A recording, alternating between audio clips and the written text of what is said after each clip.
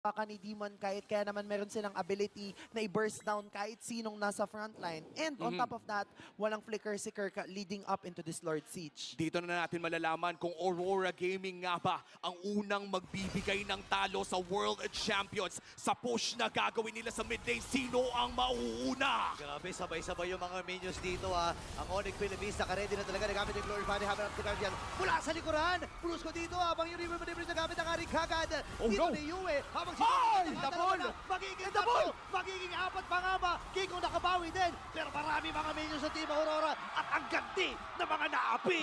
Team Aurora takes the win. Rinig na rinig ang enerhiya sa loob ng MPL Arena. Aurora Gaming takes the win against the World Champions. Wow!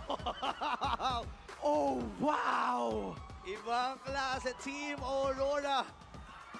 Nakita natin yung gigil at gutom. Kanina pa lang, naglalakad pa lang itong mga to.